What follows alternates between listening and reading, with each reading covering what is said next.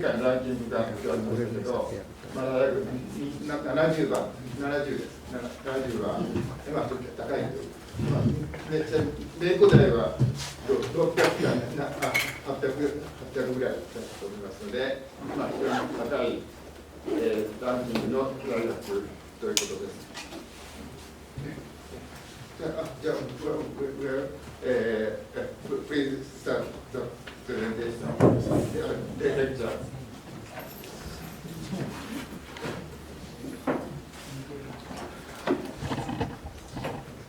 Good afternoon, everybody, and thank you for your attendance and coming today to present you my talk about metal oxides, colloidal nanoparticles as an oral version. First of all, I would like to present my special acknowledgement to JSPS to grant me this fellowship, and also to our host professor, Professor Sugar, to host me in Nagoya Institute of Technology. Thank you for coming today for my seminar. So, first of all, about colloidal nanoparticles and metal oxide, we would like to take some information and knowledge about the colloidals.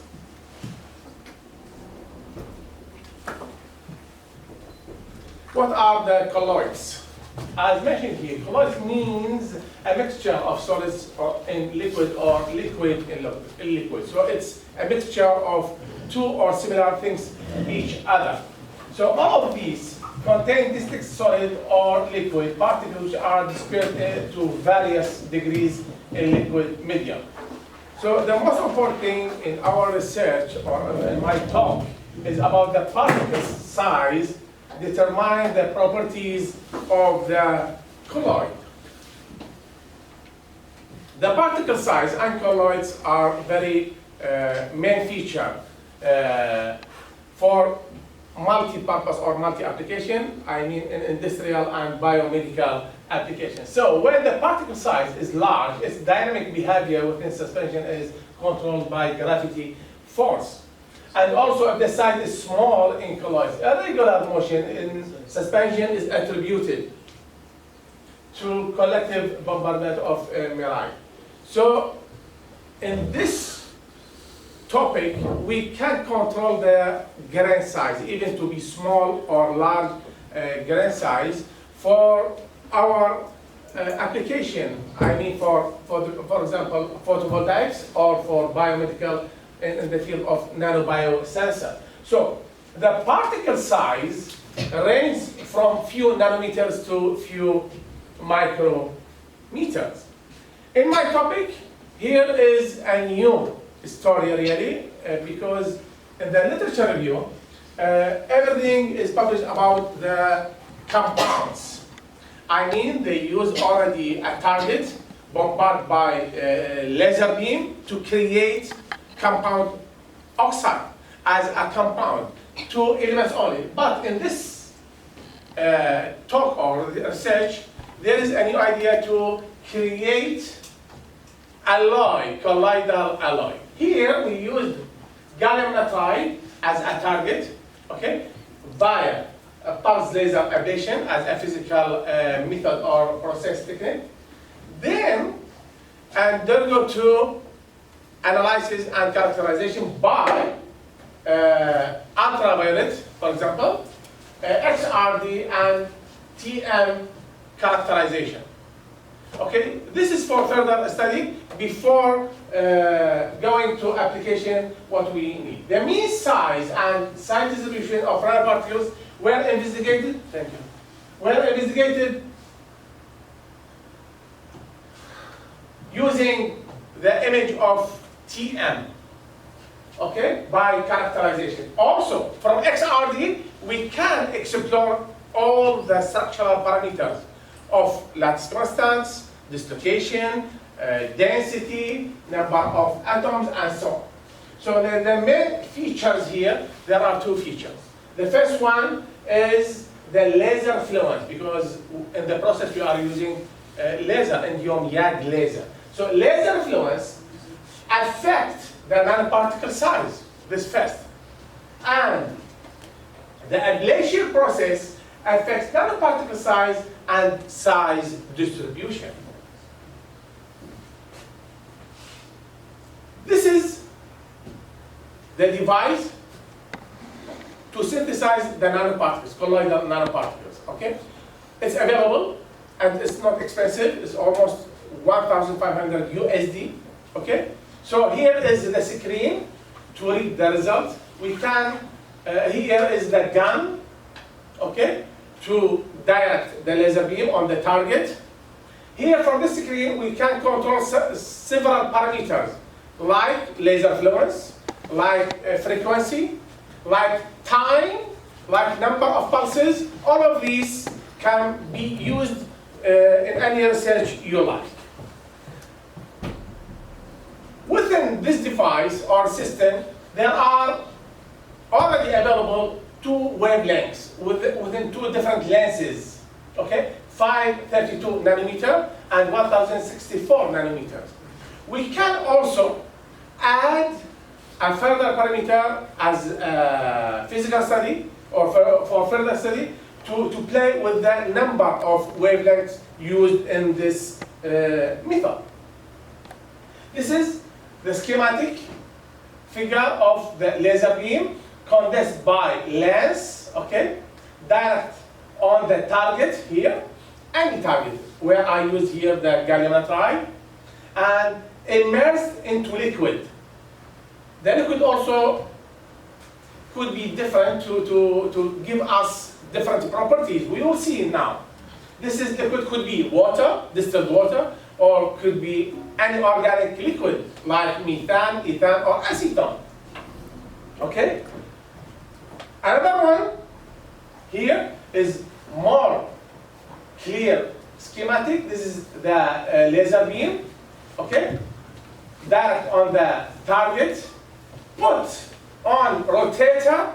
The importance of the rotator is to keep the homogeneity of the liquid here.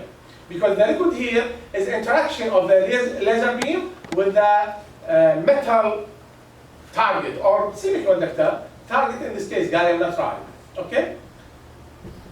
This is further details. This is the laser beam from indium YAG laser, okay, because this is invisible range. Reflected by specific lens, then focused by also specific lens on the target, put on the holder, okay? This is the cavity where here putting the liquid, even water or organic liquid like acetone, ethane, methane. Then this is to pull out the required colloidals. The result is here. After pull out the target, we will get whitish liquid called colloidals. Okay, from here.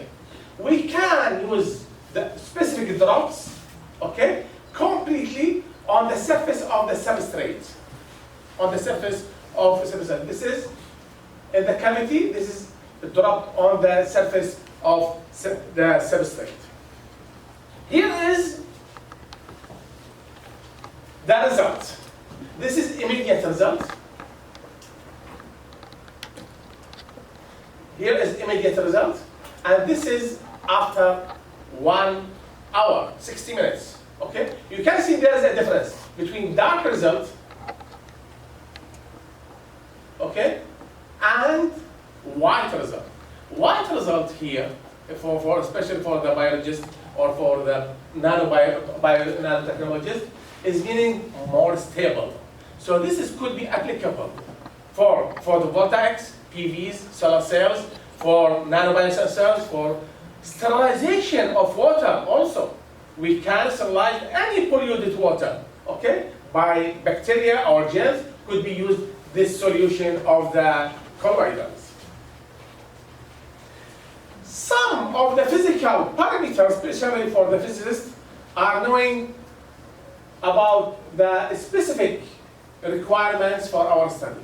Okay? This is very important to study the properties of the colloid, especially after stable case. Let's first start breakdown field, mobility, thermal conductivity, hardness, elastic constant, density, and bulk modulus. But this last one is important really, because we need to know that sometime, especially for the PV application, the stiffness of the material. It is very hard or is like soft or sterile. Anyway, in our research, what we did, we used the laser fluence as a parameter. Okay? 380, 1100, 1500 joule per centimeter squared. From different laser fluences, okay, we measured the particle size or grain size. You can see here, as laser fluence increases, the grain size or particle size increases also. So there is a direct correlation between particle size and the laser fluence, followed by the interplanar distance. Okay, there is also small deviation between the values. This is going to investigate the lattice constants of each laser fluence, because you know the gallium nitride structure is hexagonal. So there are three, A equal B and not equal C. So there are three axes, A, B, and C. This is A equal B, okay? So this is the result investigated from the XRD scheme. Here is the TM image or results, okay? You can see here A, B, C for different laser fluences. What you are noticing here, as laser fluence increases, the grain size increases also. So here is more darkness, is meaning a grain size is more larger than here and than here, okay? This is our conclusion or estimated result. That's meaning here more absorbance, we will see later. And this is the ideal result or sample we can use for a